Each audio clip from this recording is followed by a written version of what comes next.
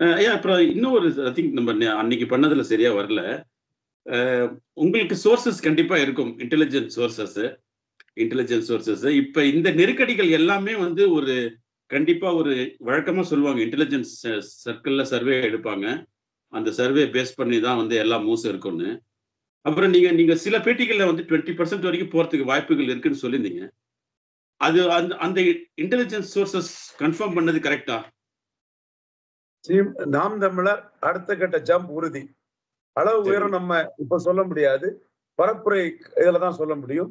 நான் அந்த 20% அந்த தியரி எதுல சொல்றோம்னா, திமுக அணி பலமா இருக்குது. அவங்க 53% வாக்கு எடுத்தவங்க. அவங்க கூட கமலஹாசன் 3.7, 2.5 எடுத்த கமலஹாசன் ராஜ்யசபா சீட்டுங்கிற அந்த அக்ரிமெண்ட்ல அவங்களுக்கு ஒரு பிரச்சார பீரங்கியா வர்றாரு. ஏற்கனவே ஈரோடு கிழக்குல அந்த பிரச்சாரம் பண்ணி 66% வாக்கு இடைத்தேர்தல், அது தெரிஞ்ச விஷயம் தான் நமக்கு. எப்படி தமிழ்நாட்டுல இடைத்தேர்தல் நடக்கும்னு. அதற்கு அவர் கான்ட்ரிபியூட் பண்ணவர். அடுத்த கட்டம் அதிகார பலம் அவங்கள்ட்ட இருக்குது.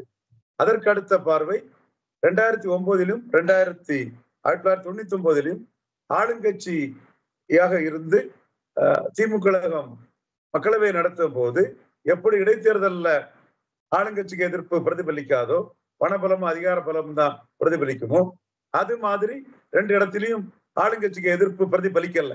இப்ப எடப்பாடி பழனிசாமியில இருந்து, சி.வி. சண்முகத்துல இருந்து, ஜெயக்குமார்ல இருந்து கட்டும் எதிர்ப்புன்னு உள்ளாட்சி தேர்தல், நகர்மன்ற நகர்ப்புற உள்ளாட்சி, ஈரோடு கிழக்கெல்லாம் அவங்க சொன்ன மாதிரிதான் இப்பவும் சொல்லிட்டு இருக்கிறாங்க. பட் அதற்கு முன்னுதாரணங்கள் இல்ல ரிஃப்ளெக்ட் ஆனதாட்டு. 1999 2009 சீமான் பிரச்சாரத்துல காங்கிரஸ் பாதிக்கப்பட்டது. ஆனா ஆளுங்கட்சியான திமுக பாதிக்கப்படல. அதுதான் டேட்டா. இந்த டேட்டாவை எடப்பாடி மறுக்க முடியாது, இவரு சி.வி. சண்முகம் மறுக்க முடியாது, என் நண்பர் ஜெயக்குமார் மறுக்க முடியாது, சுமன் சி ராமன்ஜியும் மறுக்க முடியாது, டெல்லி ராஜகோபாலன் காரும் மறுக்க முடியாது, யாரும் மறுக்க முடியாது. நம்ம ஒரு உதாரணத்துக்கு சொல்றோம். அப்போ நீங்க இந்தியா டுடே மணியும் மறுக்க முடியாது. ஏன்னா ஃபேக்ட் இதுதான். நாளைக்கு இருக்கலாம், இல்லாமலும் போலாம், ரிஃப்ளெக்ட் ஆகலாம், ஆகாமலும் போலாம். அது நான் வரல, ஆனா ரிஃப்ளெக்ட் ஆகல. அப்ப இதெல்லாம் சாதகமா இருக்கக்கூடிய சூழ்நிலையில திமுக அணிக்கு போட்டி இல்லைங்கிறதா உண்மை. திமுக அதிமுக போட்டிங்கிறது எடப்பாடி பழனிசாமி சொல்றதும், அதை ஸ்டாலின் அதை என்டால்ஸ் பண்றதும், பாஜகவுக்கு எதிராக பேசி பாஜகவோட ஒரு டம்மி தான் எடப்பாடி பழனிசாமி சொல்றதும், தன்னுடைய ஆதரவாளர்களை விட்டு சீமான பாஜகவின் பிடிஎம் சொன்னதும் அவங்க ஸ்ட்ராட்டஜினாலும் கூட அவங்களுக்கே நன்றாக தெரியும் அவங்களுக்கு போட்டி இல்லை. அப்போ இந்த சூழ்நிலையில சுமார் 50% வாக்குகளுக்கு குறையாம திமுக அணி எடுப்பாங்கிறது ஒரு கணக்கு. இந்த கணக்கை பல சர்வேகளும் என்டால்ஸ் பண்றாங்க, ஓட்டர் என்டால்ஸ் பண்றாங்க. சிலவங்க 55 வரை கூட திமுக கொடுக்குறாங்க. என்னோட பார்வை லா ஆஃப் டிமினிஷிங் ரிட்டர்ன்ஸ் இருக்கும். அந்த வகையில 50% நான் கொடுக்குறேன். 50% திமுக அணின்னா ஒரு 5% சுயேட்சைகள், பகுஜன் சமாஜ் கட்சி, அந்த மாதிரி சின்ன சின்ன கட்சிகள்லாம் கேண்டிடேட் போட்டு ஒரு 5% வந்து எந்த கட்சிக்கும் இல்லாம போகும். மீதி 45% தான் அதிமுக அணி. அப்கோர்ஸ் அதிமுக அணி பலமா இருந்த அணிங்கிறது இருந்ததும், வாக்கு பலத்துல மற்றவங்களோட இரட்டை இலக்கத்துல ஸ்ட்ராங்கா இருந்தவங்கிறதும் உண்மை. ஸ்டாலினுக்கு இணையான தலைவர் கிடையாது எடப்பாடி பழனிசாமி. ஸ்டாலின் பலத்துல பாதி கூட கிடையாது. ஆனா இருக்கவங்கள அதிமுக மேல இருந்தாங்கிறதும் மறுக்கிறதுக்கு இல்லை. அடுத்தபடியா பாஜக அணி பவர்ஃபுல் கேண்டிடேட்டை போட்டிருக்காங்க. 4% வாக்கெடுத்த 4-5% வாக்கு உள்ள பாமகவை சேர்த்திருக்காங்க. பன்னீர்செல்வம் இரட்டை தலைவராக ஒருத்தர் இருந்தவர் வந்து ஆதரவு வளையத்துக்குள்ள இருக்கிறாரு. டிடிவி, ஏசி சண்முகம், பாரிவேந்தர், இப்படி அவங்க மோடி பிரதமருங்கிற இதுல அவங்க கணக்குல நிற்கும் போது அவங்களும் ஒரு ஸ்ட்ரக்சர் ஸ்ட்ரென்த், மோடி பிரைம் மினிஸ்டர்ங்கிறது இந்துத்துவாவில் அதிமுக படுத்துறதுன்னு அவங்க களத்துல நிற்கிறாங்க. இந்த சூழ்நிலையில அணிய தெளிவா மற்றவங்க வைக்காம அதுல குழப்பங்களை அதிமுக அணியும் பாஜக அணியும் செய்திருக்கக்கூடிய சூழ்நிலையில 2021 தினகரனும் கமலஹாசனும் அணிய சொதப்பினர் மாதிரி பண்ணியிருக்கக்கூடிய சூழ்நிலையில 4வது முறை தனித்து போட்டின்னு இருக்கக்கூடிய நாம் தமிழர் சீமான், மதுரை மத்திய விஜயகாந்த், மதுரை மேற்கு விஜயகாந்த், வடக்குறிச்சி அண்ணன் வைகோ, பெண்ணகரம் டாக்டர் ராமதாஸ் மாதிரி போட்டி இல்லாத சூழ்நிலையில நாம் தமிழரோட அந்த தனித்து போட்டிங்கிறது மக்களால் கவரப்படும். உங்களோட வேட்பாளர்கள் வந்து மக்களால் விரும்பப்படும். அவங்களோட சமூக நீதி பார்வையில உள்ள அந்த வியூகம் வந்து அந்த 100% கம்யூனிட்டிஸ், அந்த பறையர் தேவேந்திரகுல வேளாளர் பொது தொகுதியில, திண்டுக்கல் பொது தொகுதியில தேவேந்திரகுல வேளாளர் பட்டியல் வெளியேற்றம் கேட்கிறாங்க. அந்த சமூகத்தை பொது தொகுதியில நிறுத்தி இருக்கிறாரு. ஆரணி நினைக்கிறேன், திருவண்ணாமலை, அது பாக்கியலட்சுமின்னு ஒரு பொது தொகுதியில ஒரு பறையர். சோ பறையர் தேவேந்திரகுல வேளாளர் பொது தொகுதி, லெஸ் பவர்ஃபுல் ஓபிசி முத்தரையர், யாதவர், திருநெல்வேலி யாதவர், மதுரை யாதவர், செங்குந்தர், விஸ்வகர்மா, இந்த மாதிரி இந்த டைப்ல வேட்பாளர்களை நிறுத்துறது, அந்த மக்களின் ஆஸ்பிரேஷனை டச் பண்றது, சட்டமன்ற தேர்தலில் வண்ணார் நாவிதர் குயோர் போன்றவர்களுக்கு வாய்ப்பு தருவேன்னு சொல்றது, இந்த மாதிரி பட்ட அம்சங்களும் குறிப்பா எல்லாரும் திமுகவும் வேண்டாம் அதிமுகவும் வேண்டாம் நாங்க தான் மாற்றுன்னு சொல்லக்கூடிய ஒரு சூழ்நிலையில அதையும் கையில் எடுத்துக்கொண்டு திமுகவும் அதிமுகவும் காங்கிரசுக்கும் பாஜகவுக்கும் ஊதுகுழலாக ஒட்டுண்ணியாக தொங்கு சதைகளாக இருந்ததுனால தமிழர் நலன் பாதிக்கப்பட்டதுன்னு ஒரு புதிய ஒரு நரேட்டிவை வந்து மக்களவைக்கு அவரு செட் பண்ணி பேசுறதும், வீரப்பன் மகளை கிருஷ்ணகிரிக்கு வேட்பாளராக நிறுத்துறதும், இப்படி பல அம்சங்கள் வந்து வீரப்பன் மகள் கிருஷ்ணகிரி வேட்பாளருங்கிறது வந்து வீரப்பனுக்கு நினைவிட முக்கியத்துவம் பெறுது. ஏற்கனவே வீரப்பன் கொள்ளக்காரன்னா கருணாநிதிக்கும் ஜெயலலிதாவுக்கும் என்ன பேருன்னு ஜெயலலிதா அம்மையார் உயிரோடு இருக்கும்போதே கேட்டிருந்தாருங்கிறது முக்கியத்துவம் வருது. இப்படி பல அம்சங்கள், குறிப்பா எடப்பாடி பழனிசாமி தோல்வி வளையத்துல இருக்கும் போதே அதிமுகவை பிளவுபடுத்தக்கூடிய வேலை செய்தது, கூட்டணியை உடைச்சது, இந்த மாதிரிப்பட்ட விஷயங்கள்லாம் சீமானுக்கு ஸ்டாலினுக்கு போட்டி இல்லைங்கிற அந்த ஒரு புள்ளி ஒரு ஜம்ப கொடுக்கறதுக்கான வாய்ப்புகள் பிரகாசமா இருக்குங்கிற என்னோட கருத்தை நான் பதிவு பண்றேன். அந்த வகையில மதுரை மேற்குல விஜயகாந்துக்கு நடந்தது தமிழக அளவுல சீமானுக்கு நடப்பதற்கான சாத்தியக்கூறுகள் உண்டு. காரணம், திமுக அணிக்கு போட்டி இல்லை. எடப்பாடி என்னதான் சொன்னாலும் சரி, உண்மை நிலைமை போட்டி இல்லைங்கிறது தான் 100% உண்மை. ஒருவேளை ஸ்டாலின் கூட சீமான் எழுப்பி வந்துட்டாருன்னா அவரு பகுஜன் சமாஜ் மாதிரி ஒரு ஆல்டர்னேட்டிவ் லீட் பண்ணிடுவாரு, நிதிஷ்குமார் மாதிரி ஒரு ஆல்டர்னேட்டிவ் பண்ணிடுவாருன்னு ஸ்டாலின் கூட வந்து தனக்கிட்ட இருக்கக்கூடிய கிறிஸ்டின் முஸ்லீம் பரையர் ஓட்ட சீமான் லா ஆஃப் டிமினிஷிங் ரிட்டர்ன்ஸ்ல அவர் வசம் போறதுக்கு வாய்ப்பு உண்டுன்னு எடப்பாடி எதிரியா கூட ஸ்டாலின் கூட சொல்லலாம். ஆனா உண்மை நிலைமை அது அல்ல. அது ஸ்டாலின் வர்சஸ் அதர்ஸ்ங்கிற இடத்துக்குள்ளதான் இருக்குது. ஸ்டாலின் அணிக்கு போட்டி இல்லைங்கிற அந்த தன்மையில தான் இந்த அரசியல் நகருது. இது ஒரு ஃபேண்டசியா கூட அல்லது கருத்தியல், அப்கோர்ஸ் ஒரு ஃபேண்டசியா கூட நாம் தமிழருக்கு வந்து ஒரு பெரிய புஷ் கொடுத்துடலாம். ஃபேண்டசிங்கிற வார்த்தையை நான் தெளிவா புரிஞ்சுதான் சொல்றேன். அப்கோர்ஸ் அவங்க கருத்தியல் இருக்கு. வேலுப்பிள்ளை பிரபாகரனை உலக தமிழர் தலைவரா நிறுத்துவங்கிறது தமிழ் இளைஞர்கள் மத்தியில பெரிய ஒரு டிராக்ஷனை கொடுத்திருக்குது. புதுசா வரக்கூடிய இளைஞர்கள் வந்து தமிழின தலைவர் வேலுப்பிள்ளை பிரபாகரன், அண்ணன் வேலுப்பிள்ளை பிரபாகரன் செல்வாக்குல தான் நான் நிற்கிறேன்லாம் சீமான் சொல்றது வந்து பெரிய ஒரு வரவேற்பை கொடுத்திருக்குது.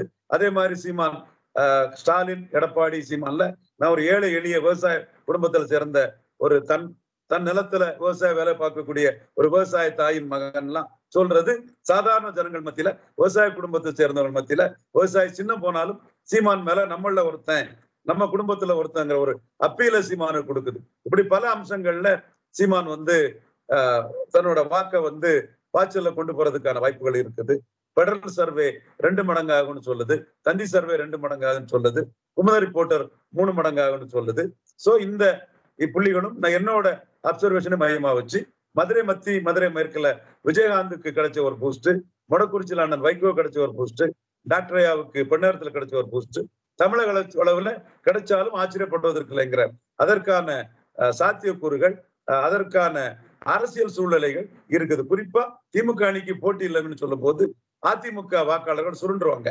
அவங்க வெற்றி பெற முடியும்னா ஏறி போவாங்க, தோல்வி அடைய முடியும்னா அவங்க பெண்ணகரம், இது திருச்செந்தூர், மதுரை மேற்கு, மொடக்குறிச்சி, இப்படி பல இடங்கள்ல அவங்க சுருண்ட மாதிரி தோல்வி அடையும்னா அவங்க சுருண்டு போயிடுவாங்க. அதிமுகவோட வழக்கம் அதுதான். சோ அப்படி சுருண்டு போகக்கூடிய ஒரு சூழல் அதிமுகவுக்கு வருவதற்கான வாய்ப்புகள் பிரகாசமா இருக்குது. எடப்பாடி பழனிசாமிக்கு ஈர்ப்பு சக்தி இல்ல. பாருங்க, தூத்துக்குடி கூட்டத்துல எந்த ஒரு ஈர்ப்பும் இல்ல, சொதப்பலா இருக்கு தூத்துக்குடி கூட்டம். ஏன்னா தூத்துக்குடி கூட்டத்துல அவங்கள பேக் பண்ணதுக்கு எந்த ஒரு சோசியல் செக்ஷனும் இல்ல. அங்க மீனவர்கள் இல்ல, நாடார்கள் இல்ல, யாதவர்கள் இல்ல, பிராமணர்கள் இல்ல, தேவேந்திர குல வேளாளர்கள் இல்ல, யாரும் இல்லாத ஒரு சூழ்நிலை தூத்துக்குடி மாவட்டத்துல அவங்க இருக்கும்போது அந்த கூட்டம் வந்து ஒரு சொதப்பல் கூட்டமா இருக்குது. அதுக்காக நான் கொங்கு மண்டலத்துல எடப்பாடிக்கு எழுச்சி இருக்கான்னு சொல்ல வரல. பிளட் இஸ் திக்கர் தான் வாட்டர். கொங்கு வேளாளர்கள் அவர் ஆதரிப்பாங்க, கொங்கு வேளாளர்கள் அவர் பின்னாடி நிற்பாங்கன்னு நான் கணிக்கிறேன். ஏன்னா அவர் கொங்கு வேளாளர், செங்கோட்டை அண்ணன் கொங்கு வேளாளர், தங்கமணி கொங்கு வேளாளர், வேலுமணி கொங்கு வேளாளர், எம்.ஆர். விஜயபாஸ்கர் கொங்கு வேளாளர், கருப்பண்ணன் கொங்கு வேளாளர், தம்பித்துறை கொங்கு வேளாளர். மத முரண்பாடை பற்றி பேசக்கூடிய பொன்னையன், ஜாதி முரண்பாட்டை திட்டமிட்டே ஜாதி வெறியில் மறைக்கும் பொன்னையன், மோடிக்கு எதிராக மத முரண்பாட்டை பேசி தன் ஜாதி வெறியால் ஜாதி முரண்பாட்டை திட்டமிட்டு மறைக்கும் பொன்னையன் அவர்களும் கொங்கு வேளாளர் கவுண்டரை சமூகத்தை சேர்ந்தவர். அதனால நான் கொங்கு வேளாளர்கள் எடப்பாடி பழனிசாமிக்கு எதிராக போயிருக்காங்கிறத செய்திகள் களத்துல இருந்து எனக்கு தெள்ள தெளிவாக வருது. சோ அவர்கள்ல போயர், ஒட்டர், கொங்கு நாடார்கள், செங்குந்தர் போன்றவர்கள் சீமான் பின்னாடி வர்றதுக்கான பறையர், தேவேந்திர குல வேளாளர்கள் வர்றதற்கான வாய்ப்புகளும் பிரகாசமா இருக்குங்கிற தகவல் வருது. இப்படி பல அம்சங்களை மையமா வச்சு சீமான் ஜம்ப் பண்ணுவாருங்கிறத நான் ப்ரெடிக்ட் பண்றேன். I stand by my point. இதை யார் வேணாலும் டிஸ்பியூட் பண்ணுங்க. மக்கள் தங்கள் தீர்ப்பை வழங்குவாங்க. தீர்ப்புக்கு பிறகு எது உண்மை எது சரிங்கிறது எல்லாருக்கும் தெரிய வரும். சங்கர் சகோதரர் டிஸ்பியூட் பண்ணலாம் விரும்பினால், ஷியாமண்ணன் டிஸ்பியூட் பண்ணலாம் விரும்பினால், இந்தியா டுடே மணி சகோதரர் டிஸ்பியூட் பண்ணலாம் விரும்பலாம். யார் வேணாலும் டிஸ்பியூட் பண்ணுங்க. 1-4-7 போறவரு அடுத்த ஜம்பையும் அவரு அடைவாருங்கிறது என்னோட கருத்து. அதற்கான அரசியல் சூழ்நிலை இருக்கிறது. குறிப்பாக ஈர்ப்பு சக்தியற்ற சமூக நீதியை சூறையாடக்கூடிய எடப்பாடி பழனிசாமி, நாம் கூறியது போல் 1% வாக்கு பலம் உள்ள ஒரு கட்சி கூட அவரு கூட கூட்டணிக்கு வரமாட்டாங்கன்னு சொன்னோம். அந்த மாதிரிதான் ஆச்சு. ப்ரூவ்டு ஓட்டு 1% உள்ள ஒருத்தர் கூட அவர்கிட்ட கூட்டணிக்கு வரல. அவர் வந்து பறையர் சமூகத்தை சேர்ந்த சட்டமன்ற உறுப்பினர் ஜெகன்மூர்த்திக்கு டிக்கெட் கொடுக்காது பறையர் சமூகத்தில் மத்தியில் மிகப்பெரிய ஒரு அதிர்ச்சியையும் ஒரு அதிருப்தியும் ஏற்படுத்தி உள்ளது. அதே வேளையில் எஸ்டிபிஐக்கு அவர் சீட்டு கொடுக்கிறாரு. இவங்க ஒரு எம்எல்ஏ உள்ள கட்சி. எங்களுக்கு பறையர்கள், இந்து பறையர்கள் என்றால் ஏமாளிகளா என்ற குரல் வந்து ஜெகன்மூர்த்தி தரப்புல இருந்து ஒலிக்குது. சோ இதெல்லாம் அந்த சமுதாயத்துல ரிஃப்ளெக்ட் ஆகும். கிறிஸ்தவ முஸ்லிம்க்கு மட்டும்தான் வாக்கு இருக்குது என்ற புள்ளியில போகும்போது கூட அதுவும் அவருக்கு அட்வர்ட்ஸ் ஆக பல சமூகங்களிடம் இருந்து பின்விளைகளை ஏற்படுத்தும். இப்படி பல அம்சங்கள்ல திக்கி திணறி திண்டாடும் எடப்பாடி பழனிசாமியின் பலகீனத்தால் சீமான் உயர்வார் என்பது என் கணக்கு. அதற்கு ஆதாரமாக நான் முன்வைப்பது, ஜெயலலிதா அம்மையார் உயிரோடு இருந்த போது நாம் தமிழர் சீமானால் 1.1% வாக்கை தாண்டவில்லை, முடியவில்லை. இதுதான் ஜெயலலிதா அம்மையாரை அவர் அதிகபட்சம் பலகீனப்படுத்தியது. எம் இனத்தின் மிகப்பெரிய கலைப்பெருமை அண்ணன் சிவாஜி என்று சிவாஜியின் புகழை ஜெயலலிதா அம்மையார் பொறுக்க முடியாமல் இருந்த போது அதற்கு பதிலீடு கொடுத்துதான் இந்த 1.1 பெற்றார். வீரப்பன் கொள்ளைக்காரன் என்றால் ஜெயலலிதாவுக்கு என்ன பெயர்? ஜெயலலிதா கொள்ளைக்காரி என்று சொல்லிதான் இந்த 1.1% பெற்றார். அது மட்டுமல்ல, பொது தொகுதியில் 30 பறையர், தேவேந்திர குல வேளாளர்களை நிறுத்திதான் இந்த 1.1% வாக்குகளை பெற்றார். அரசியல் அதிகாரத்தை இழந்த வெள்ளாளர், முதலியார், செங்குந்தர் போன்ற சமூகங்களுக்கு முக்கியத்துவம் கொடுத்து வேட்பாளரை நிறுத்தித்தான் இந்த 1.1% பெற்றார். உண்மையிலே அப்பொழுது ஜெயலலிதாவுக்கு பதிலாக எடப்பாடி பழனிசாமி அரசியல் நடத்தி கொண்டிருந்தால் இன்றைய சூழ்நிலையில் அப்பொழுதே எடுத்த எடுப்பிலே அவர் விஜயகாந்த் மாதிரி மிகப்பெரிய அளவுக்கு ஒரு வாக்கு வலிமை பெற்றிருக்க கூடும். ஆனால் இப்பொழுது ஜெயலலிதா மறைவுக்கு பிறகு எடப்பாடி பழனிசாமியை 2019ஆம் ஆண்டு பலகீனப்படுத்தி 4% வந்தார். 2021ஆம் ஆண்டு மீண்டும் பலகீனப்படுத்தி 7% வந்தார். அதிமுக தன் வாக்கு வலிமையை இழந்திருக்கிறது. சீமான் தன் வாக்கு வலியை உயர்த்திக் கொண்டிருக்கிறார். இது ஊடகத்தில் பலரும் பேசவில்லை.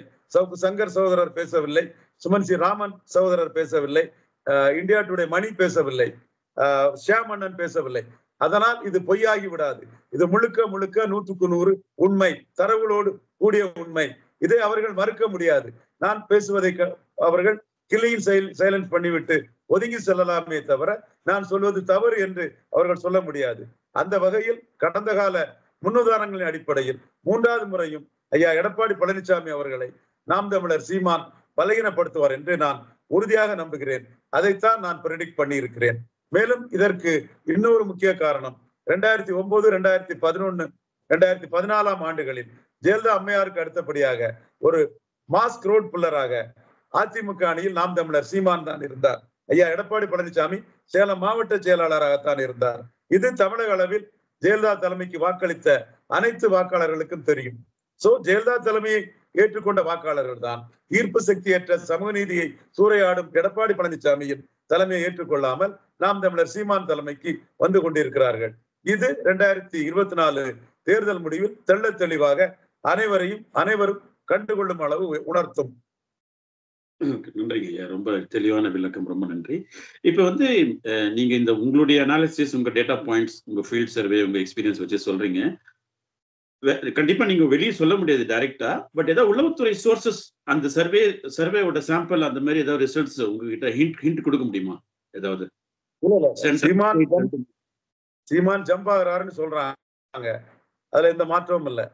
அது எந்த அளவு உயரம் என்னங்கிறது அவருடைய பிரச்சார கூட்டத்தில் உள்ள மக்கள் ஈர்ப்பு சக்தி எப்படி இருக்குது, அந்த அவர் சொல்லக்கூடிய இஷ்யூ எப்படி எடுத்துக்கிட்டு போறாரு, அதற்கு எப்படி ஆதரவு வளையம் இருக்கும், அதோட அளவு உயரம் என்னங்கிறத நம்ம பார்க்கணும். வேட்பாளர்கள் எந்த அளவுக்கு அதை முன்னெடுத்துட்டு பிரச்சாரத்துல கொண்டு போறாங்க. அவருடைய வேட்பாளர் அறிமுக கூட்டம் எனக்கு தெரிஞ்சே வெள்ளாளர் போன்ற அப்பர் காஸ்டுகளில் மத்தியிலே அது ஒரு பெரிய ஆதரவு வளையத்தை கொடுத்திருக்குது, ஒரு குட்வில்ல கொடுத்திருக்குது. அது பிராமணர்கள் மத்தியிலையும் கொடுத்திருக்குது. எந்த அளவுக்கு அது ஓட்டா மாறுதுங்கிறது நம்ம பொறுத்து தான் அறியணும். இவங்க ட்ரெடிஷனல் ஓட்டர்ஸ்ன்னு சொல்ல முடியாது. வெள்ளாளர்கள் கொஞ்சம் தமிழ் உணர்வுல சீமானுக்கு ஒரு ஆதரவு வளையம் இருந்தாலும் கூட இந்த அப்பர் சைட்ல உள்ள கம்யூனிட்டி பீப்புள் மத்தியிலையும் இவரோட கேண்டிடேட்ஸ் இது ஒரு பாசிட்டிவ் வைப்பை கொடுத்திருக்குது. அது எந்த அளவுக்கு ஓட்டா மாறுதுங்கிறத நாம பொறுத்திருந்ததான் பார்க்கணும். அதே போல ஈரோடு கிழக்குல இவரு தனிச்சு நின்னாருங்கிறதும், தொடர்ந்து தனிச்சு நிற்கிறாரு, ஹி வாக்ஸ் த டாக்ங்கிறதும் அவருக்கு ஒரு முக்கியத்துவத்தை கொடுத்திருக்குது. இந்த அடிப்படையில தான் அவர் 2021 தினகரனையும் கமலஹாசனையும் பலகீனப்படுத்தினார். அவர்கள் மக்களவை தேர்தலுக்கு பிறகு நடந்த வெள்ளூர் இடைத்தேர்தலிலோ, வாணியம்பாடி இடைத்தேர்தலிலோ, ஆம்பூர் இடைத்தேர்தலிலோ, நாங்குநேரி விக்கிரவாண்டி இடைத்தேர்தலிலோ நிற்கவில்லை. அது சீமானுக்கு மக்கள் மத்தியில் ஒரு சீரியஸ் பிளேயர், ஒரு லட்சியத்தோடு வேலுப்பிள்ளை பிரபாகரனை தமிழின தலைவன் என்று நிரூபிப்பேன் என்பதில் உறுதி பூண்டு இவர் பயணிக்கிறார் என்ற ஒரு ஆதரவு வளையத்தை மக்கள் மத்தியில் கொடுத்தது. கமலஹாசனும் தினகரனும் சீரியஸ் பிளேயர்களாக இல்லை என்ற எண்ணத்தை மக்கள் மத்தியில் கொடுத்தது. அதற்கு பிறகு இப்பொழுது ஈரோடு கிழக்கிலும் மாற்று என்ற அடிப்படையில் தொடர்ந்து மாற்றாக நிற்பவர் இவர்தான். அப்கோர்ஸ் தேமுதிக நின்னாங்க, அவங்க கூட்டணிக்கு போயிட்டு அதற்கு பிறகு யாருக்கும் ஆதரிக்காம மாற்று தனிச்சு நின்னாங்க. இன்னைக்கு அவங்க மீண்டும் 5 சீட் எடுத்து கூட்டணிக்கு போயிருக்காங்க. அது அவங்களுக்கு ஒரு நல்ல வாய்ப்பு தான். அண்ணாமலையோட நுணுக்கமான அரசியல்ல தேமுதிக ஐசோலேட் ஆகாம எடப்பாடி பழனிசாமியை செக் பண்ணக்கூடிய அண்ணாமலை அரசியல்ல தேமுதிகவுக்கு ஒரு பார்கெனிங்க கொடுத்து எடப்பாடி பழனிசாமியை அவுட்விட் பண்ணியிருக்கிறாரு. இதெல்லாம் நாம கூட்டி கழிச்சு பார்த்தா சீமான் மட்டுமே மாற்றுங்கிறதுல எல்லா தேர்தல்களிலும் தெளிவாக நிற்கிறார். குறிப்பா உள்ளாட்சி தேர்தலில் சீமான் நிற்கும் போது கூட நாமே சொன்னோம், அவர் குறிப்பிடத்தக்க வாக்கு வலிமை பெற மாட்டாருங்கிறத நாம சொன்னோம். காரணம், அவருக்கு அமைப்பு பலம் இல்லை. அவர் கொரோனா காரணமாக அவரால் பிரச்சார பலத்துக்கு போக முடியல. பிரச்சார பலம் இருந்து டைரக்ட் எலெக்ஷனை ஸ்டாலின் வச்சிருப்பாருன்னா இவர் திருச்சி, கோயம்புத்தூர், சேலம் போன்ற மாநகராட்சிகளுக்கு தேவேந்திர குல வேளாளர், பறையர் போன்ற சமூகத்தை சேர்ந்தவர்களை மேயர் வேட்பாளரை டைரக்ட் எலெக்ஷனை நிறுத்தி, இதே மாதிரி முனிசிபாலிட்டிகள்லாம் நிறுத்தி இவர்கள் மேயரா இருந்தா என்ன கட்டுறோம் அப்படி இப்படின்னு ரொம்ப ஸ்ட்ராங்கா பேசி ஒரு சமூக நீதி பார்வையில ஒரு பெரிய கன்சல்டேஷனை உருவாக்கி இருப்பாரு ஸ்ரூடு லீடரான மு.க. ஸ்டாலின். அந்த அடிப்படையில சீமானுக்கும் இந்த வாய்ப்பை கொடுத்துடக்கூடாதுங்கிறதுக்காக அவர் இன்டைரக்ட் எலெக்ஷன் போனாரு. பட் நான் அவர் இன்டைரக்ட் எலெக்ஷன் போனதுனால அமைப்பு பலம் இல்லாத நாம் தமிழர் பெரிய அளவு சாதிக்காது என்பதை நான் சொல்லியிருப்பேன். அதை எடுத்து பார்த்திருக்கலாம். அதன் மாதேஷுக்கிட்ட உள்ள பேட்டியில கூட நான் தெளிவா சொல்லியிருப்பேன். ஆனா ஈரோடு கிழக்குல வெறும் 1% எடுத்த நாம் தமிழர் பணம் கொடுக்காம 6.3% சீமானின் பிரச்சார வலிமையால போச்சு. ஒரு டோர் டு டோர் போயிருந்தா இதை விட எஃபெக்டிவா போயிருக்கும். கருத்து கணிப்புலாம் இரட்டை இலக்கத்துல வரதா சொல்லியிருந்தாங்க. ஆனா அந்த தேர்தல்ல எடப்பாடி பழனிசாமி அண்ணாமலை ஆதரவு இருந்தும், டெல்லி பாஜக ஆதரவு இருந்தும், அவருக்கு வட இந்தியர்கள் தாமரைக்கு வாக்களிக்கும் வட இந்தியர்கள் அதிகமாக வாடும் 2 வார்டுல தான் மெஜாரிட்டி கிடைச்சிருந்தும், கொங்கு வேளாளர்கள் வார்டுல கொங்கு வேளாளர்கள் மத்தியில 65% வாக்கு கிடைச்சிருந்தும், 2000 ரூபாய் ஓட்டுக்கு கொடுத்தும் அவர் 5% வாக்குகளை இழந்துள்ளார். சீமான் 1%-இருந்து 6.3 என்று 5% வாக்குகளை உயர்ந்துள்ளார். ஆக இந்த இதனை இன்னொரு அடிப்படையில் 38% இருந்த அதிமுக அணி 25%-க்கு குறைந்துள்ளது. 7% இருந்த நாம் தமிழர் 6.3%-க்கு சற்று குறைந்துள்ளது. அவர்கள் 13% குறைந்துள்ளார்கள். 66% வாக்குகளை திமுக அணி எடுக்கப் போவதில்லை. ஆக திமுக அணியில் இருந்து குறையும் வாக்குகளில் பெரும் பகுதி நாம் தமிழர் சீமான் எடுப்பதற்கான சாத்தியக்கூறுகள் அதிகம். பாஜக தனித்து நிற்கும் போது பாஜகவும் ஓரளவு அதில் எடுப்பார்கள். திமுக அணியிலிருந்து குறையும் வாக்குகளை அதிமுக எடுப்பதற்கான சாத்தியக்கூறுகள் குறைவு என்பது அவர்கள் சட்டமன்ற தேர்தல் எடுத்த 38% கூட அவர்கள் இடைத்தேர்தலில் எடுக்கவில்லை. 2000 ரூபாய் கொடுத்தும் எடுக்கவில்லை. இரட்டையில சின்னம் கொடுத்தும் எடுக்கவில்லை.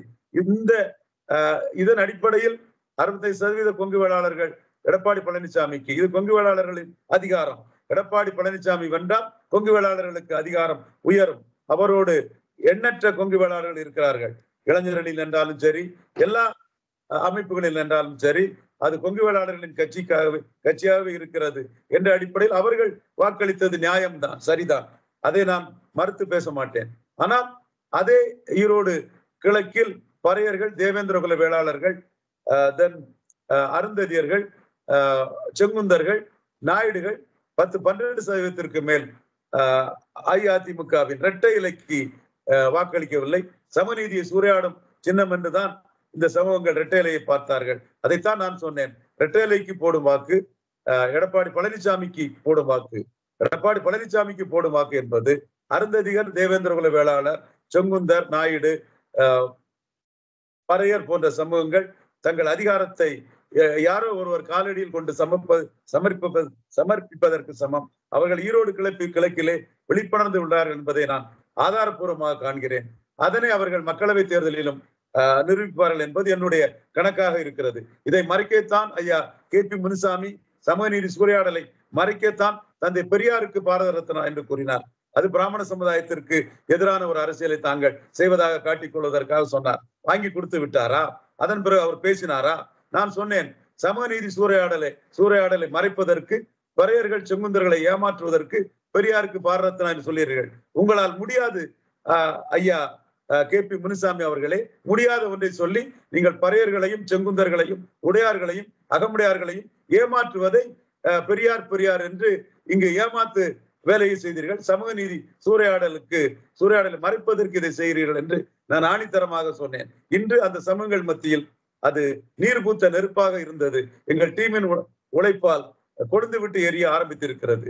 ஆக இதை CV சண்முகம் போன்றவர்கள் என்னதான் பாஜகவுக்கு எதிராக, பாஜகவுக்கு 4 MLA-க்களும் நாங்கள் போட்ட பிச்சை என்று CV சண்முகம் சொன்னாலும், வன்னியர் அல்லாத பிற ஜாதிகளிடம் CV சண்முகம், KP முனுசாமி, வீரமணி, அன்பழகன் மிகவும் அதிகாரம் மிக்கவர்களாக, அன்று அடிமைகளாக இருந்த இந்த சகோதரர்கள் நான் அவர்களை நேசிக்கிறேன். அதனால்தான் அவர்களை சகோதரர்கள் என்று கூறுகிறேன். அந்த அடிமையா இருந்த அந்த சகோதரர்கள் இன்று ஆணவத்துடனும் எக்காலமிட்டும் பாஜகவுக்கு நாங்கள் போட்டது பிச்சை என்று சொல்லக்கூடிய அளவுக்கு இருக்கிறார்கள் என்றால் ஜாதிய ரீதியாக அவர்கள் பலம் பெற்றிருக்கிறார்கள். அங்கு எடப்பாடி பழனிசாமி தலைமையில் இருக்கும் ஒரு வன்னியர் கட்சியாகத்தான் அதிமுக இருக்கிறது. இதில் நான் பெனிஃபிஷரி காஸ்ட் அதிமுக விட்டு வெளியேறி கொண்டிருக்கிறார்கள். இதுதான் 100% உண்மை. அதே வேளையில் அவர் கூறிய பிச்சை என்று சொன்ன இடத்தில் ஐயா நயினார் நாகேந்திரனுக்காக நானே பேசுகிறேன். நயினார் நாகேந்திரன் அவர்கள் ரெட்டேலையில் நின்ற போது 2016ஆம் ஆண்டு தோல்வி அடைந்தார். திரு CV சண்முகம் அவர்களே கருத்து குரடாக இருக்காதீர்கள், உண்மையை உணர்ந்து கொள்ளுங்கள். நீங்கள் அட்வொகேட், உண்மையை தெரிந்தவர்கள். உங்கள் அம்மா ஜெயலலிதா அவர்கள் தலைமையில் இரட்டை இலையில் வெற்றி பெற முடியாத CV சண்முகம் தாமரை சின்னத்தில் பாஜக அதிமுக கூட்டணியில், நயினார் நாகேந்திரன் தாமரை சின்னத்தில் அதிமுக பாஜக கூட்டணியில் நெல்லையில் வெற்றி பெற்றுள்ளார். அதுபோல் தளவாய் சுந்தரம் உங்களிடம் ஒரு முக்கிய தலைவராக இருக்கக்கூடியவர் அதிமுகவிலே இருக்கிறார். நயினார் நாகேந்திரன் அதிமுக ரெட்டலையால் பிரயோஜனம் இல்லை, ரெட்டலையால் தோல்வி என்று கருதி பாஜக அதிமுக கூட்டணியில் வெற்றி பெற்றவர் நயினார் நாகேந்திரன். அதே போல் தளவாய் சுந்தரம் 2016ஆம் ஆண்டு ரெட்டலையில் தோல்வி அடைந்தவர். பாஜக கூட்டணி வந்ததும் இந்து நாடார்கள் ஆதரவில் பாஜகவை தொடர்ந்து ஆதரிக்கும் ஐயா தாளிங்க நாடாரின் இந்து முன்னணியால் இந்துத்துவா உருவாகி பாஜகவிற்கு ஒரு ஆதரவு வளையம் உருவான அந்த வாக்கு வங்கியால் அவர் தளவாய் சுந்தரம் வெற்றி பெற்று இருக்கிறார். இது முழுக்க முழுக்க உண்மை. இந்த 4 இடங்களும் பிச்சை என்று இவர் சி வி சண்முகம் கூறுவது தவறு, உண்மைக்கு புறம்பானது. இதை நான் பலமுறை சொல்லி இருக்கிறேன். அவர்தான் சில விஷயங்களில் பொறுக்க முடியாமல் தீயில் மிதித்தது போல் ஜெயலலிதா இருந்த காலத்தில் அடிமையாக இருந்தார். நான் எதை சொல்கிறேன் என்று சி வி சண்முகத்தையும் அவரை சார்ந்தவர்களுக்கும் நன்றாக தெரியும். ஆனால் இன்று அவர்கள் அதிகாரம் தங்கள் கையில் இருக்கிறது, இது தங்கள் கட்சி என்று ஆணவத்தில் பேசுகிறார். இதையெல்லாம் வன்னியர் அல்லாத பிற சமூகங்கள், செங்குந்தர், பறையர் போன்ற சமூகங்கள், அகமுடையார், உடையார், மீனவர், கிராமணி போன்ற சமூகங்கள் பார்த்து கொண்டுதான் இருக்கிறார்கள். அதனால் அவர்கள் அதிமுகவால் இனி நமக்கு எந்த பலனும் இல்லை என்று அதிமுக விட்டு வெளியேறி கொண்டிருக்கிறார்கள். வேலுப்பிள்ளை பிரபாகரன் இமேஜில் ஒரு காஸ்ட் நியூட்ரல் லீடராக, அனைத்து சமூகத்திற்கும் பொதுவான ஒரு தலைவராக நாம் தமிழர் சீமான் எமர்ஜாகி கொண்டிருக்கிறார் என்பதும் 100க்கு 100 உண்மை. 2 முறை எடப்பாடி பழனிசாமியை பலகீனப்படுத்தியவர், 3வது முறையும் உறுதியாக பலகீனப்படுத்துவார் என்பதில் நான் முழு நம்பிக்கையோடு இருக்கிறேன். அது நிச்சயமா நடக்கும் என்பது என்னுடைய ஆணித்தரமான கருத்து. நன்றிங்க ஐயா, ரொம்ப நன்றி ஐயா. போன இதுல நம்ம கேட்டிருந்தோம், ஈரோடு கிழக்கு நீங்க டச் பண்ணதுனால அதை நான் திருப்பி கேட்கிறேன். ஈரோடு கிழக்குல வந்து நாம் தமிழோட ப்ரோக்ரஷன் வந்து 19ல 4%, 21ல 7.7, 23 இடைத்தேர்தலில் 6.35 டிப் ஆயிடுச்சு. ஸோ அதுல வந்து எனக்கு பர்சனலா வந்து இவிஎம் மேல சந்தேகம் இருக்கு. 8% அவங்க தாண்டக்கூடாதுன்ட்டு ஏதாவது செஞ்சாங்களா? ஃபார் எக்ஸாம்பிள் அவங்க 8% ஈரோடு ஈஸ்ட்ல எடுத்திருந்தாங்கன்னா நிரந்தர சின்னம் கிடைச்சிருக்குமா? இல்ல, அது அப்படி அல்ல. அவர்கள் 8% தாண்டக்கூடாது என்று பண்ணது தமிழக முதல்வர் மு.க. ஸ்டாலின் தான். மு.க. ஸ்டாலின் நாம் தமிழரை ரொம்ப ஸ்ரூடா ஹேண்டில் பண்றாரு, கில்லிங் இன் சைலன்ஸ் பண்றாரு. அண்ணாமலை அவர் ரெகனைஸ் பண்ணும்போது கிறிஸ்தவ முஸ்லீம் வாக்கு அவருக்கு கன்சால்டேட் ஆகுது. அதே வேளையில சீமான ரெகனைஸ் பண்றது. உண்மையிலே 2 பேரும் ஒரே கொள்கையில தான் இருக்கிறாங்க. பேர்தான் திராவிடம் தமிழ் என்றாலும் கூட அவரும் இந்திய எதிர்ப்பாளர் தான், இவரும் இந்திய எதிர்ப்பாளர் தான். அவரும் ஜாதிவாரி கணக்கெடுப்புக்கு கொள்கை அடிப்படையில் ஆதரவாளர் தான், இவரும் ஜாதிவாரி கணக்கெடுப்புக்கு போராடக்கூடியவர் தான். அவரும் சமூக நீதிக்காக பேசக்கூடியவர் தான், 10% இடஒதுக்கீட்டை எதிர்க்கக்கூடியவர் தான். இவர் 10% இடஒதுக்கீட்டை எதிர்த்து மிக கடுமையாக சாடக்கூடியவர். சோ இந்த அடிப்படையில சீமானை ரெகனைஸ் பண்ணுவது, தன்னுடைய வாக்கு வங்கியில் ஒரு பகுதி சீமானுக்கு போய்விடக்கூடாது என்ற எண்ணம், ரொம்ப சுருடு ஒரு கால்குலேஷன் திமுக தலைவர் முதல்வர் மு.க. ஸ்டாலின் அவர்களுக்கு உண்டு.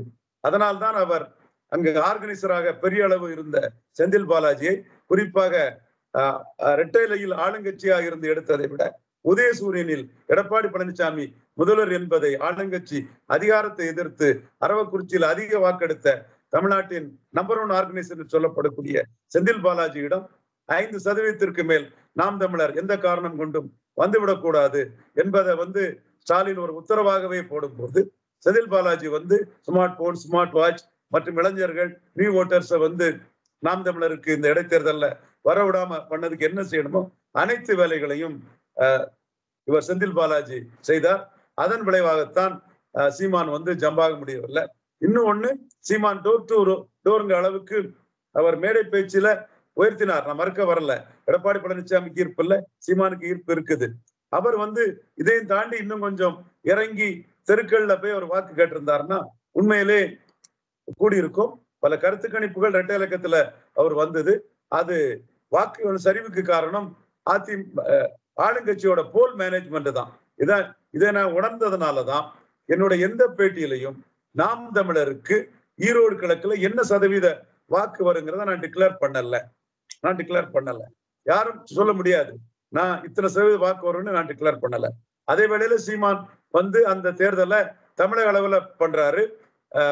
நெடுஞ்செழியின் தோல்வி தமிழினத்தின் தோல்வி அப்படின்னு 69 நெடுஞ்செழியின் தோல்வியை வந்து தமிழினத்தின் தோல்வி, நெடுஞ்செழியன் வந்திருந்தா நாட்டுல கொள்ளை நடந்திருக்காது, அந்த மாதிரி எல்லாம் நெடுஞ்செழியனை ப்ரொஜெக்ட் பண்ணி அவர் அதை 2024 மக்களவை தேர்தலுக்கான ஒரு அரசியல் பிரச்சாரமாக ஈரோடு கிழக்குல பண்ணாரு. அதே மாதிரி சசிகலா, தினகரன், பன்னீர்செல்வம் 3 முக்குலத்தோர்கள் எடப்பாடி பழனிசாமியால் பாதிக்கப்பட்ட சூழ்நிலையில முக்குலத்தோர் சமூகத்திற்கும் தனக்கும் உள்ள அந்த சகோதரத்துவத்தை வந்து அவர் ஈரோடு கிழக்குல புறமலை கல்லர்கள் என்றாலும் சரி, மறவர் என்றாலும் சரி, அதை முக்கியத்துவப்படுத்தி தன்னோட பிரச்சாரத்தை பண்ணாரு. சோ நான் அந்த தேர்தல்ல வந்து என்னோட என்னோட கமெண்ட்ஸை பார்த்தாலே சீமான் இனி முக்குலத்தோர் எடப்பாடி பழனிசாமியை ஏற்றுக்கொள்ள மாட்டார்கள். அதை உணர்ந்து தன்னோட வீகத்தை வகுத்து போறாருங்கிறத நான் சொல்லியிருப்பேன். அதுதான் ஷியாமண்ண, சவுக்கு சங்கர், இவரு இந்தியா டுடே மணி போன்றவரெல்லாம் சீமான் யாருன்னு எனக்கு தெளிவா தெரியல. சீமான் கூட்டணி போவார்னு சொல்லக்கூடிய சோதரர்களுக்கு அவர் கூட்டணி போக மாட்டாரு, எடப்பாடி பழனிசாமியை 24ல பலையனப்படுத்திடலாம், 26ல தாண்டிடலாங்கிறதுல உறுதியா இருக்கிறார். அவர் நம்புறாரு. முதல்ல அந்த லீடர் நம்பணும். அந்த நம்பிக்கை சீமானுக்கு இருக்குது, மிகப்பெரிய அளவுல இருக்குது. அதை மையமா வச்சுதான் என் கருத்துக்களை பேசிக்கொண்டிருக்கிறேன். 2026ல 150 இளைஞர்களை, 26 வயசு உள்ளவங்களை, இளைஞர்களையும் இளம் பெண்களையும் கேண்டிடேட்டா போடும். மீதி 84 கேண்டிடேட் தான் தன்னோட தொடர்ந்து பயணிக்கக்கூடிய நடுத்தர வயது உள்ளவங்களுக்கு கொடுப்பாங்கிறதா அர்த்தம் அது. ஆக அந்த அளவுக்கு அவரு 26லும் முழு நம்பிக்கையோடு தனிச்சு போட்டியிடுவாங்கிறத சொல்லுறாருன்னா, அவருக்கு 24ல ஜம்பனி போவுங்கிற நம்பிக்கை இருக்குது. இன்னும் அதோட தெளிவான பார்வை இன்னும் ஒரு வாரத்துல சீமான் களத்துக்கு வந்து எதை முன்னெடுத்து வைக்கிறாரு, அதை எடப்பாடி பழனிசாமி எப்படி எதிர்கொள்கிறார், அதை ஸ்டாலின் எப்படி எதிர்கொள்கிறார். கில்லிங் இன் சைலன்ஸ் பண்ணுனா பாசிட்டிவா சீமான் சொல்றதெல்லாம் மக்கள் மத்தியில போய் சேரும். சீமான் சொல்றதுதான் சரின்னு கருதப்படும். ஜெயலலிதா அம்மையார வந்து பேர் சொல்லாம டாக்டர் கலைஞர், முத்தமிழ் அறிஞர் ஆரம்பத்துல இருந்தவர், அதுக்கு பிறகு என்ன நிலைமைக்கு ஆளானாருங்கிறது ஜனநாயகத்துல எல்லாரும் தெரிஞ்ச உண்மை. அதே மாதிரி மு.க. ஸ்டாலின் அவர்கள் எவ்வளவு நாளைக்கு சீமானை பற்றி பேசாம கடந்து போக முடியுங்கிறதும் இந்த தேர்தல் பரப்புரை காலத்துல தெரியும். சோ சீமான் இந்த தேர்தல்ல பாசிட்டிவா தான் முன்னெடுத்து வைப்பாரு விஷயங்களை. பெரியார் ஒழிக என்பது என் கோரிக்கை அல்ல, என் கொள்கை அல்ல. பிரபாகரன் வாழ்க என்பதுதான் என்னோட கொள்கைங்கிற அடிப்படையில் அவர் கொண்டு போவாரு. சோ நாம் தமிழர் ஆட்சி வரைவு என்னென்னலாம் நேர்மறையா நடக்குன்னு ஒரு நேர்மறையான அரசியலை பண்றாரு.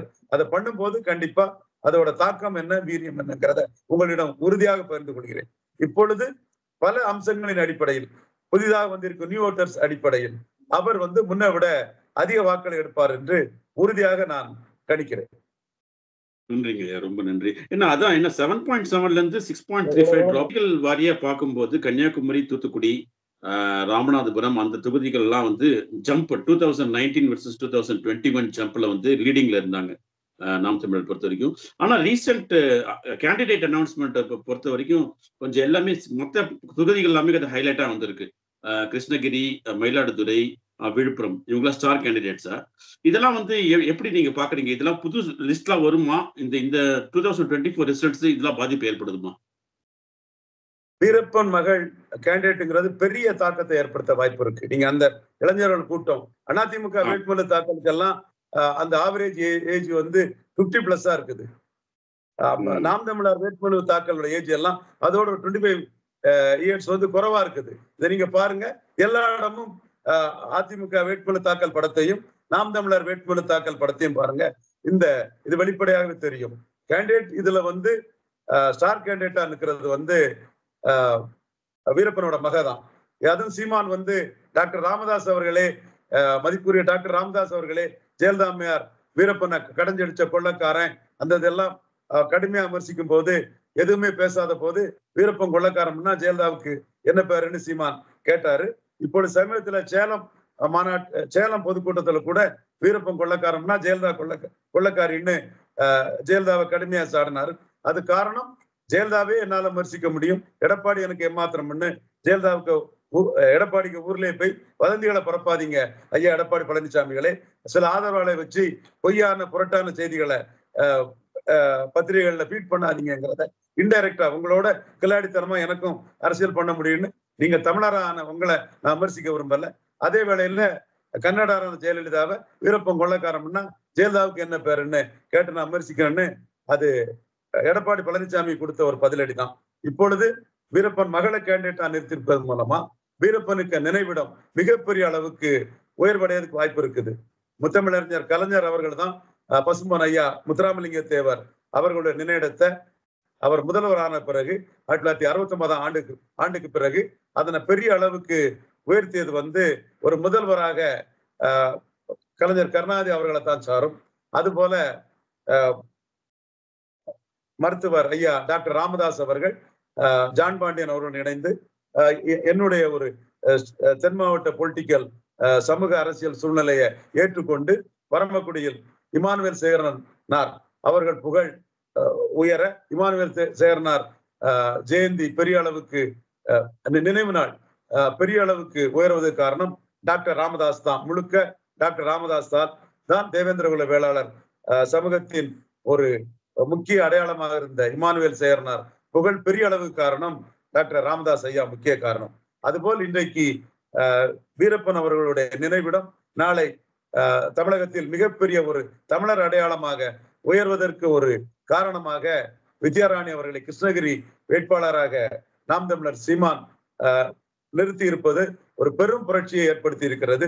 இது இந்திய அளவில் பேசப்படுகிறது, தென்னிந்திய அளவில் பேசப்படுகிறது, கர்நாடக ஊடகங்களில், கேரள ஊடகங்களில், ஆந்திர ஊடகங்களில் பெரிய அளவு பேசப்படுகிறது. தமிழக ஊடகங்களிலும் இனி தவிர்க்க முடியாமல் பேசப்படும். மேலும் கிருஷ்ணகிரி தொகுதியில் வன்னியர் சமூகத்தைச் சேர்ந்த வேட்பாளர்கள் அல்லது தமிழ் சமுதாயத்தைச் சேர்ந்த வேட்பாளர் என்று கூட நாம் தமிழர்கள் அதை கட்சியினர் அதை முன்னெடுப்பார்கள். யாரும் இல்லாத சூழ்நிலையில் ஒரு நாயுடு, ரெட்டி போன்றவர்களே வேட்பாளர்களாக இருக்கக்கூடிய சூழ்நிலையில் வெற்றி பெற வாய்ப்பில்லை என்று KP முனுசாமி அவருடைய மகன் ஒதுங்கிவிட்ட சூழ்நிலையில் ஒரு வன்னியர் சமுதாயத்தைச் சேர்ந்த, ஏன் தமிழ் சமுதாயத்தைச் சேர்ந்த ஒரு வேட்பாளராக வீரப்பன் அவர்களின் மகள் நிற்பது, அது கூடுதல் ஒரு போலரைசேஷனையும் நாம் தமிழருக்கு அங்கு ஏற்படுத்தி கொடுக்க வாய்ப்பு இருக்கிறது. அதன் தாக்கம் வன்னியர்களிடமும் வீரப்பனை ஏற்றுக்கொண்ட தமிழர்களிடமும் மற்ற தொகுதிகளிலும் ஒரு தாக்கத்தை ஏற்படுத்த வாய்ப்பு இருக்குது என்று கூறலாம். குறிப்பாக வீரப்பன் மகள் வித்யாராணி அவர்களை வேட்பாளர் நிறுத்திய போது வந்த கூட்டம் அனைவருமே கைத்தட்டினார்கள். அதில் வன்னியர்களின் பங்களிப்பு என்பது 10-ல் ஒருவராகத்தான் இருக்க முடியும். மீதி 90% பிற தமிழர்கள் எல்லோரும் சேர்ந்துதான் வீரப்பனை கைத்தட்டி வீரப்பன் மகள் வேட்பாளர் என்பதை கைத்தட்டி வரவேற்றார் என்றால் அதன் தாக்கம் களத்திலும் இருக்கும் என்று நான் கருதுகிறேன். அதுபோல் விளவங்கோடு தொகுதியிலும் கன்னியாகுமரி மாவட்டம் பல வித்தியாசமான சர்ப்ரைஸ்களை கொடுத்திருக்கிறது. குறிப்பாக 1957ஆம் ஆண்டு கன்னியாகுமரி மாவட்டம் தமிழ்நாட்டோடு இணைந்ததும் நடந்த முதல் பொது தேர்தலில் காமராஜ் அவர்கள், பெருந்தலைவர் காமராஜ் அவர்கள் தமிழக முதல்வராக இருந்தார். அப்பொழுது கன்னியாகுமரி மாவட்டத்தில் முடிசூடா மன்னனாக திகழ்ந்தவர் மார்சல் நேசமணியும் தாழ்லிங்க நாடாரும் தான் கன்னியாகுமரி மாவட்ட மக்களின் தலைவர்களாக இருந்தனர். அந்த காலகட்டத்தில் காமராஜருக்கு கன்னியாகுமரி மாவட்டத்தில் எவ்வித செல்வாக்கும் குறிப்பிடத்தக்க அளவுக்கு கிடையாது. அவருக்குள்ளே செல்வாக்கு வளையம் என்று சொன்னால் அவருக்கு என்று சொல்ல வேண்டும் என்றால் பாலகிருஷ்ணன் என்பவர், பால பிரஜாதி அடிகளாரின் தந்தை பாலகிருஷ்ண நாடார் என்பவர், அவர் மட்டும்தான் அவருடைய ஒரே ஆதரவாளர். அதை நம்பி கன்னியாகுமரியில் மட்டும் கன்னியாகுமரி சட்டமன்றத்தில் மட்டும் ஏதோ கொஞ்சம் வாக்குகள் தான் காமராஜ் தலைமைக்கே அந்த மாவட்டத்தில் உண்டு.